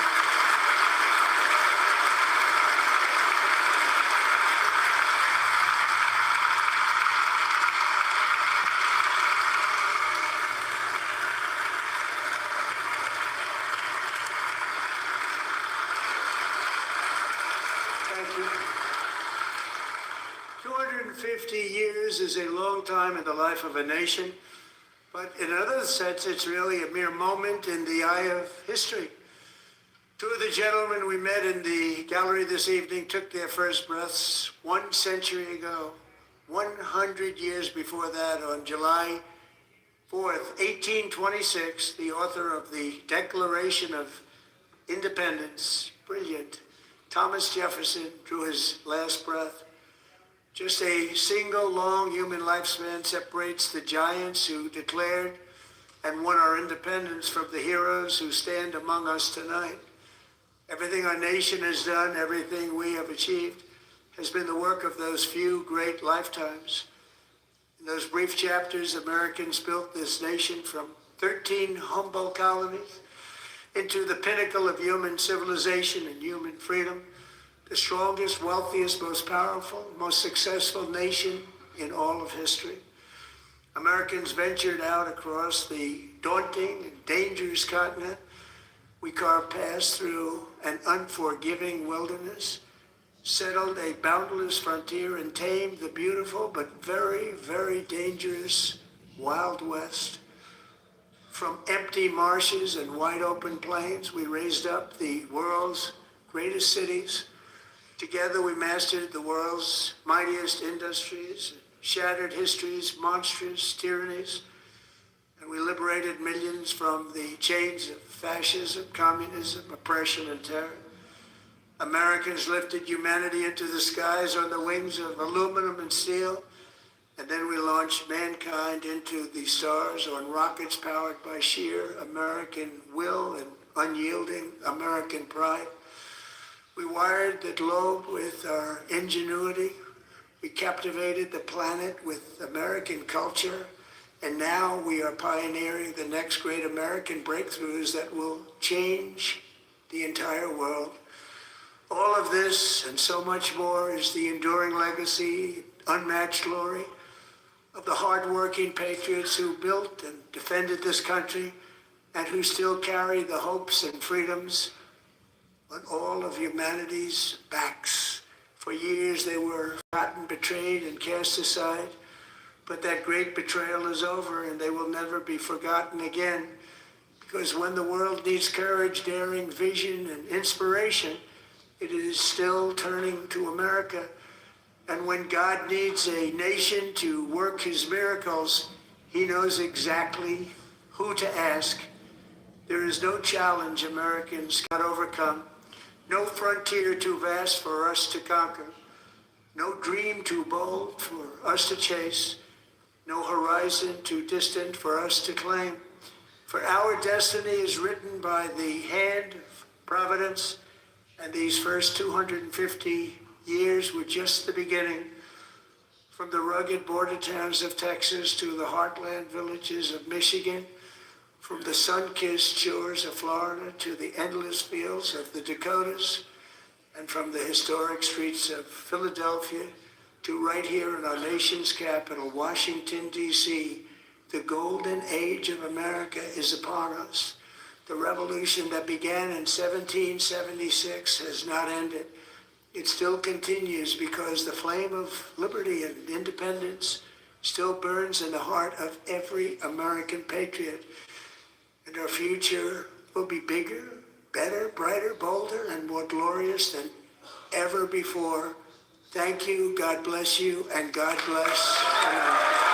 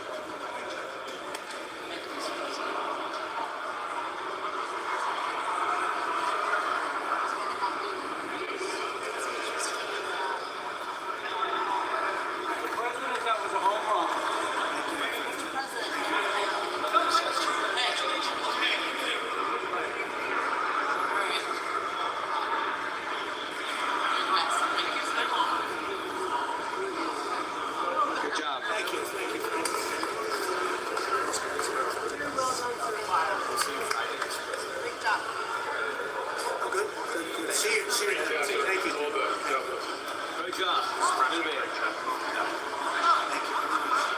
Excellent speech, Mr. President. Absolutely, absolutely. Thank you. Mr. President. Mr. President. Best ever.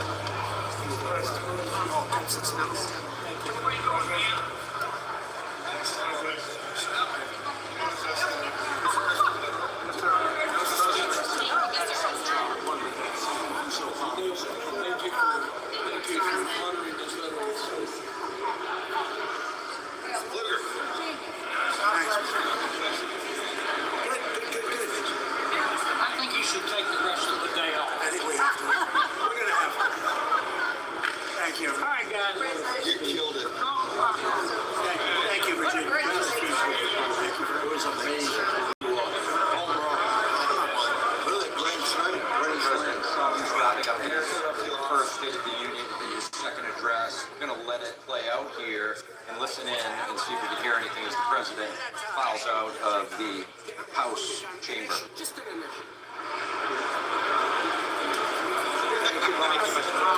like that time.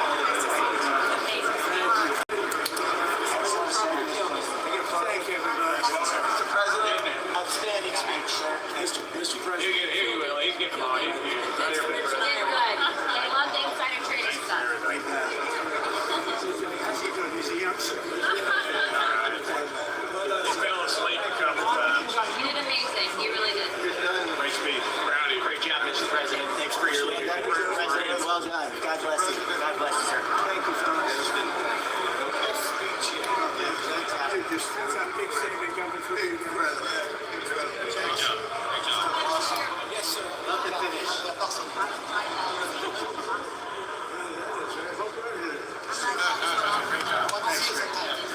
Thank you, everybody. Great job. Great. Thank you, everybody. Thank you very much. Really, the best ever? That's a nice coming from you. That's a big statement. There he is. Phenomenal. Great job. Congratulations, Mr. President. Thank you. Thanks so much. Thank you. Congratulations, Mr. President. Thank you. Mr. President.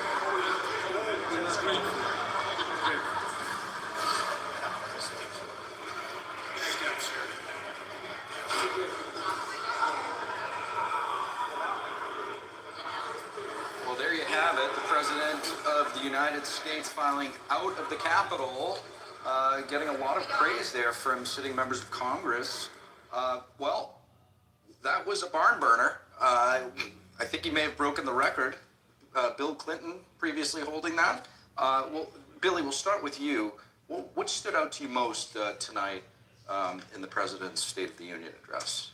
He did a great job at encapsulating a lot of the wins over the last year, and there's a lot of them, so it'd be hard to capture all of that in a speech, but I think he covered all of the right categories of issues that are really going to impact people, especially the economy, energy, education, those kinds of things. And while there's obviously going to be disagreement on politics, there were moments of tremendous unity in there, and it's typically when he was talking about the Olympians, war heroes, to give out the highest military honors possible, and also to give out the highest civilian honor possible, I thought was beautiful. But also highlighting the victims of illegal immigrants and the victims of political violence.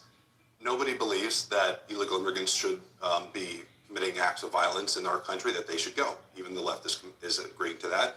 And political violence has no place in our country. So I saw moments where I really felt like there was good unity. Even amongst us at the table, we disagree on a lot of the issues, but there were moments where we all felt like we were kind of arm in arm. And that's very difficult to do, especially in today's political climate. I think he did an excellent job with it. And just for our viewers, just let everybody know that the rebuttal, the Democratic rebuttal, will be coming up shortly, probably within about 5 minutes. Joining us here at the table, we're happy to have A. Scott Bolden joining us. Glad to be here. It's great to have you. Scott, what were your thoughts tonight?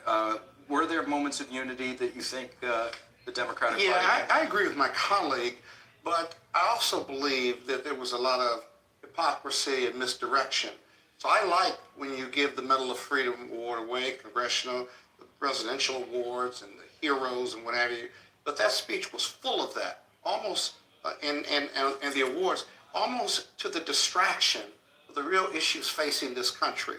For example, he talked about tariffs, but he didn't talk about the pain that is in the economy because of the tariffs and because of the negative impact on farmers. He talked about ICE, but but he didn't talk about how ICE could be better and better trained. And he didn't say one word about the 2 American civilians that were killed on the streets of Minnesota, and then the economy itself. Because no matter how many statistics you throw up, people aren't feeling the impact of this, quote, great economy, whether you look at the stock market or not. In that regard, he ignores the reality of the pain caused on Americans. Democrats got a lot of experience with this with Biden, because Biden didn't ignore it. He just kept giving us statistics, and people kept saying we're not feeling the impact of this economy. So I think the speech is more about what wasn't said and the lack of empathy for what people are suffering through right now versus what was said and the overflow of awards and individual anecdotes about the struggles and the successes of many of these Americans, deservedly so. But I think the speech was high on that, more so than necessary. Sounds like we might have had our own preview of the Democrat rebuttal right here. Congressman, Well, I can give it to you right now if you want. We do know that rebuttal's happening in about 2 minutes. Right. So, Congressman, very quickly, your thoughts on the speech having been in the I kind of agree with Scott. There wasn't a whole lot new. President Trump is the most accessible president in modern history in terms of, he gives press conferences and briefings and gaggles and speeches, and you feel like you have heard all of this before. So I don't think there was a whole lot new. If you like what he's been doing and what he's been saying, you probably like the speech. For those who don't like what he's doing and don't like what he's been saying, nothing new there. They don't like it tonight either. It was heavy on symbolism. It was heavy on emotion, and it was sentimentality in terms of people who've been harmed and who've struggled, who've suffered for our country or endured for our country. So I don't think there was a whole lot new, and I don't think it probably moved people from one side or the other based on tonight. And Madeline, there was that one brief moment when he's talking about no tax on or insider trading, and then he was a bit surprised that a bunch of Democrats also stood up. What do you make of that moment?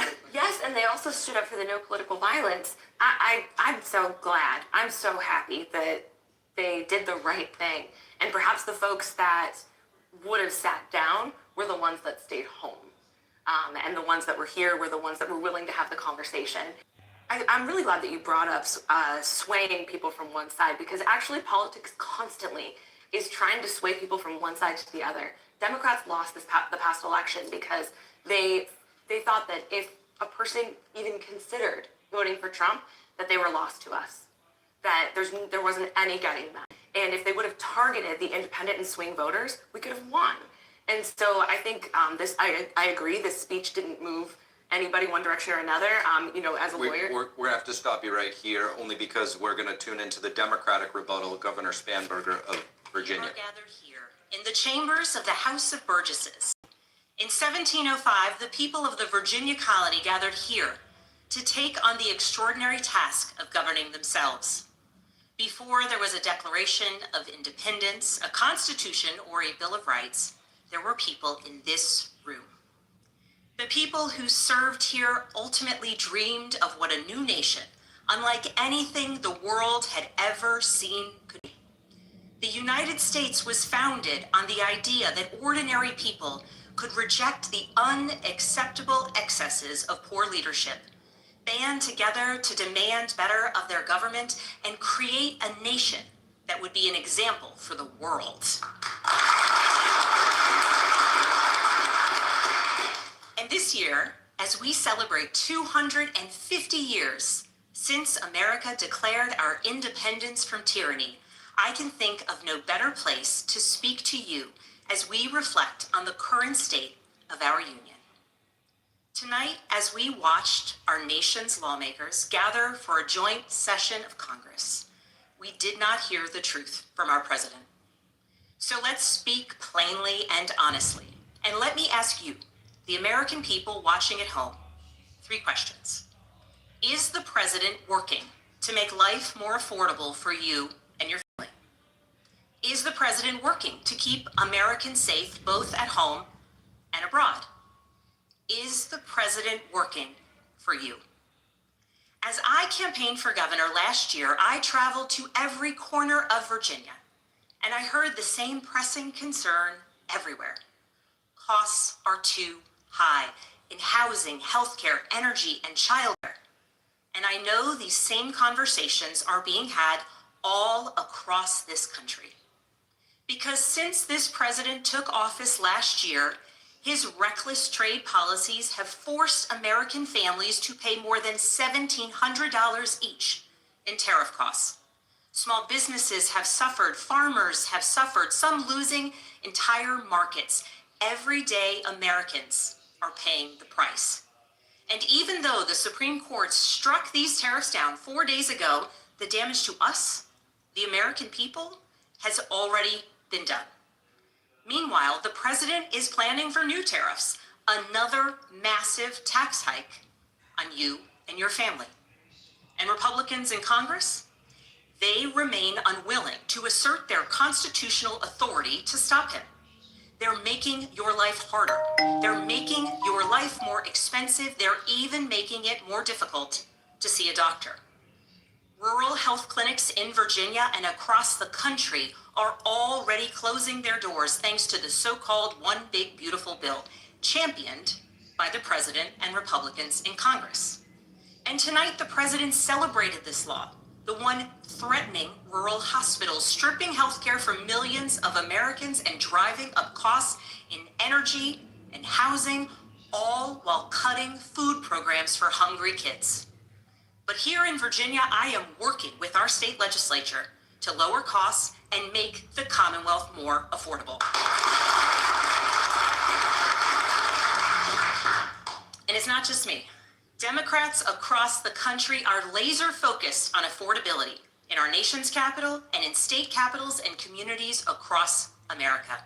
In the most innovative and exceptional nation in the history of the world, Americans deserve to know that their leaders are focused on addressing the problems that keep them up at night. Problems that dictate where you live, whether you can afford to start a business or whether you have to skip a prescription in order to buy groceries. So I'll ask again, is the president working to make life more affordable for you and your family? We all know the answer is no. I grew up in a house of service. My mother was a nurse and my father was a career law enforcement officer. I began my career by following in my father's footsteps as a federal agent working money laundering and narcotics cases. I work side by side with local and state police to keep our community safe and to uphold and enforce the law. Law enforcement officers across the country know that it is a unique responsibility to do the serious work of investigating crimes, comforting victims, and making arrests. It's about building trust, and that requires an abiding sense of duty and commitment to community. And yet, our president has sent poorly trained federal agents into our cities, where they have arrested and detained American citizens and people who aspire to be Americans. And they have done it without a warrant. They have ripped nursing mothers away from their babies. They have sent children, a little boy in a blue bunny hat, children to far off detention centers.